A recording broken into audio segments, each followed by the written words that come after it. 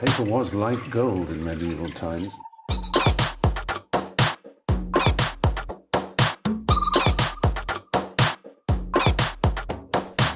Oh, not tobacco, sugar.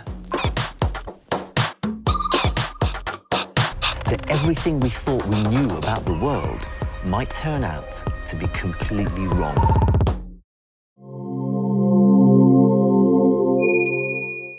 The search for identity is the American theme. The nature of our society is such that we are prevented from knowing who we are. It is still a young society, and this is an integral part of its development. Everybody wants to tell us what a Negro is, yet few wish, even in a joke, to be one. Ellison's novels basically have the basic themes of race, identity, and spirituality.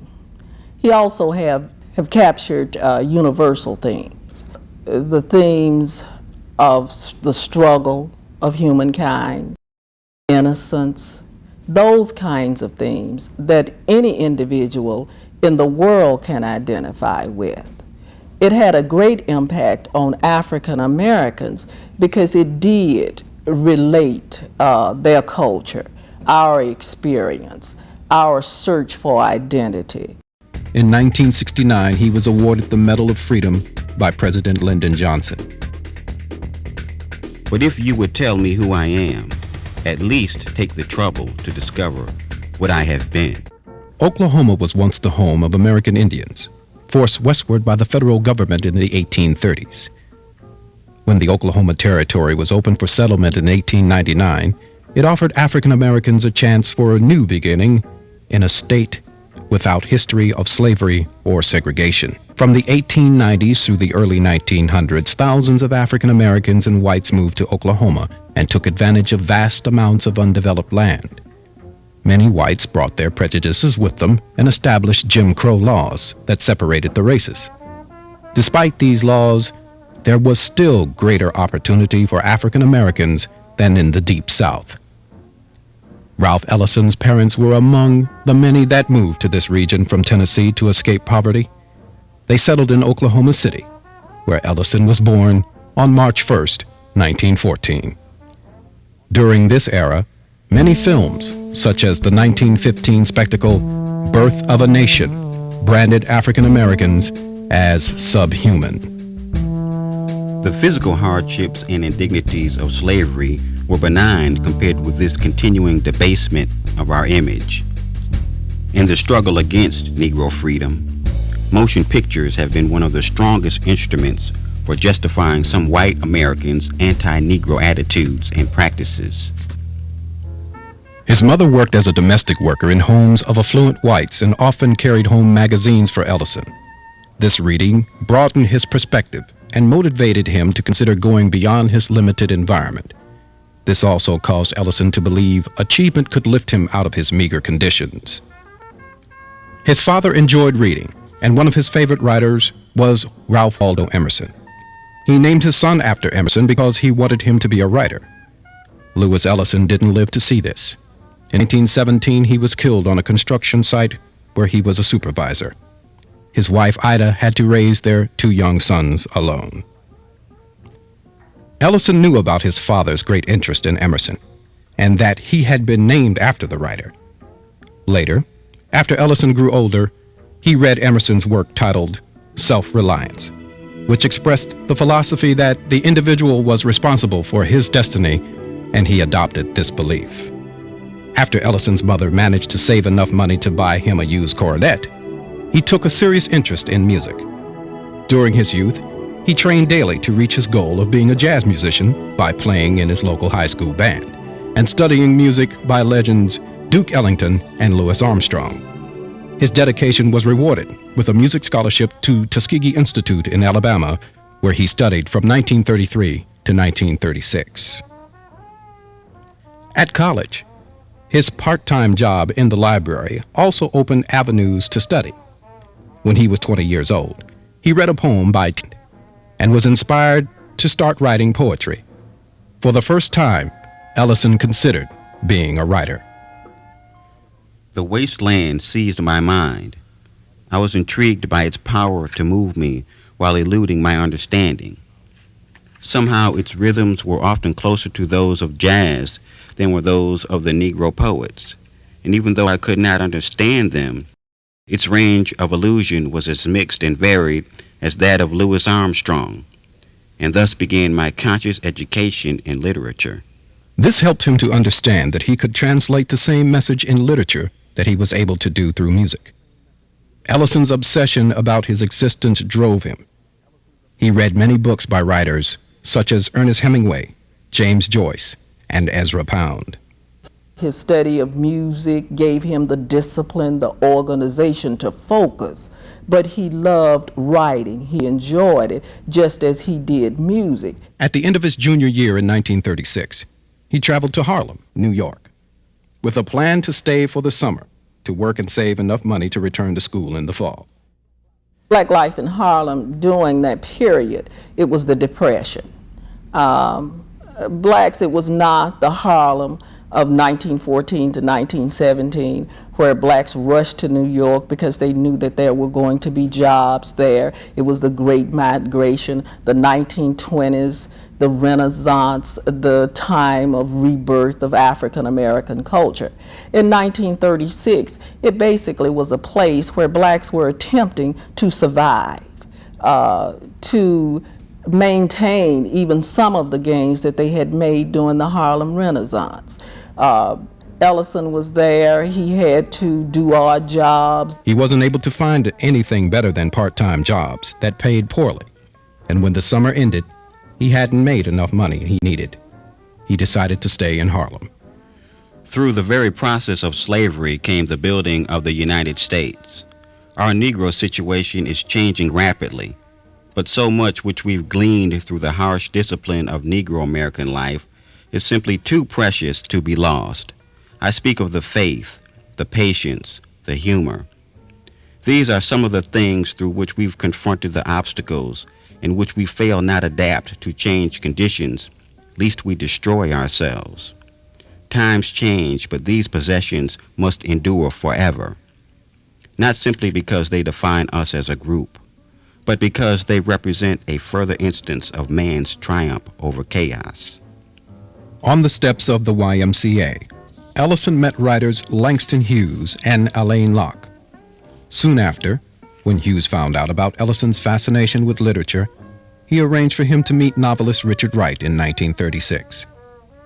Impressed by Ellison's wide knowledge about many subjects, Wright assigned him to write a book review for the magazine he was editing. Soon after, Wright encouraged Ellison to try writing fiction, and he began his first attempt at short stories. By 1938, Wright's national success enabled him to gain influence, which he used to help Ellison and other African Americans to get jobs with the Federal Writers Project. There was still that ability to go to Harlem and to achieve that kind of pursuit, those intellectual goals. As far as economic survival, it was not very good for African Americans politically, and the only thing I think that blacks could hold on to without just sinking into hopelessness was the cultural aspect. That was one thing. They still could become creative. They still could get some of their works published. Ellison left 4 years later after being hired as managing editor of the Negro Quarterly magazine. He stayed until 1943, then joined the Merchant Marines. After being honorably discharged in 1944, he won a $1,500 fellowship to write a novel, published the same year. The next year, he started work on Invisible Man, a novel about a young man's struggle to assert his identity. During the years he worked on the novel, he was in and out of various jobs, and for long periods didn't work at all in order to concentrate on his writing. Ellison's wife carried the burden of supporting them, and when he got discouraged, she encouraged him to keep going because she believed in his writing career. 7 years later, he completed his novel and was worn out and filled with worries that his years of persistence might not pay off. Invisible Man was on the bestseller list for 13 weeks, and its huge success suddenly shot Ellison to the top of the literary field. In 1953, he received the National Book Award, one of America's most prestigious literary prizes.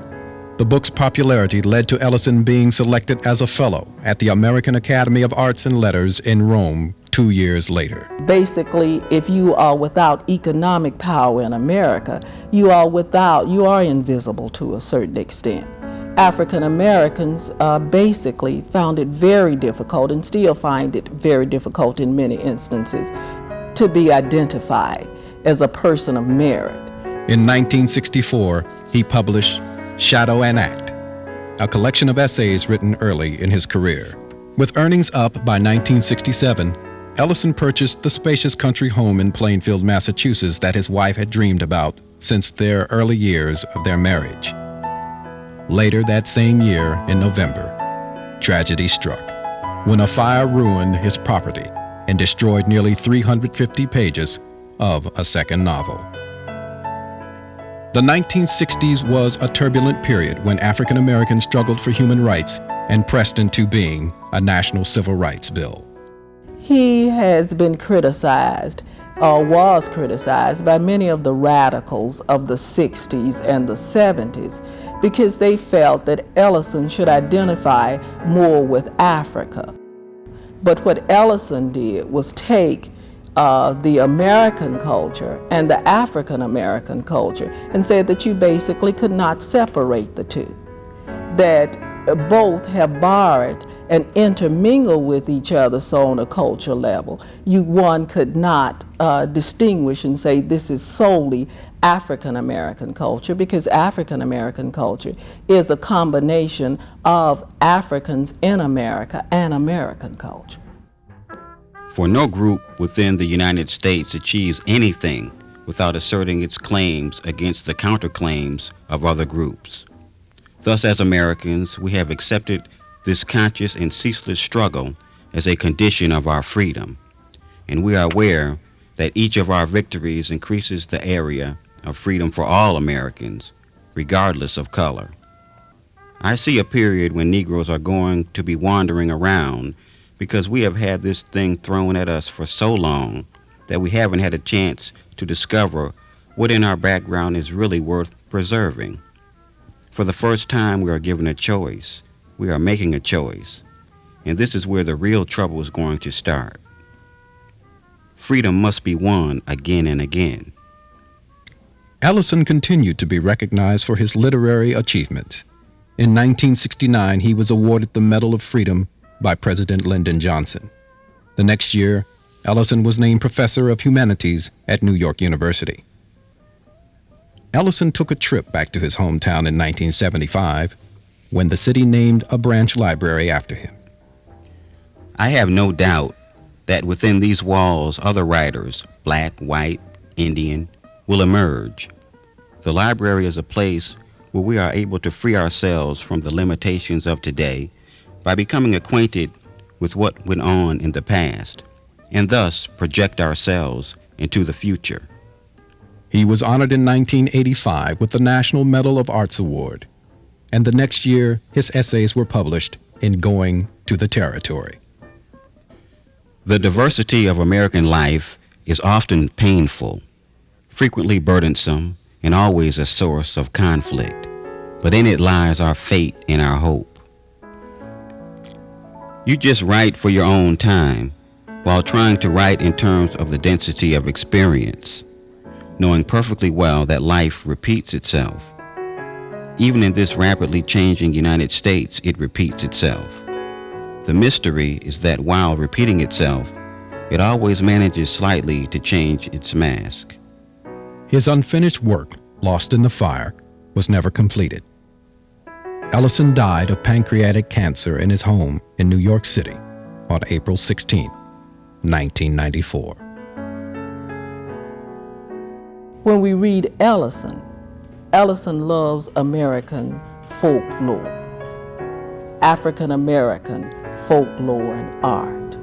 In his work, he gives the spiritual side of African Americans, that aspect of African Americans that revitalizes the community, the creativity, the joy which comes out of the culture. the self-awareness. Now, Ellison gives us self-awareness. Then comes the writers of the 60s and 70s who say self-determination. We are going to determine our future. So his legacy is that he is the connecting link. He gets us from invisibility, from protest into self-determination. And I think that's his greatest contribution.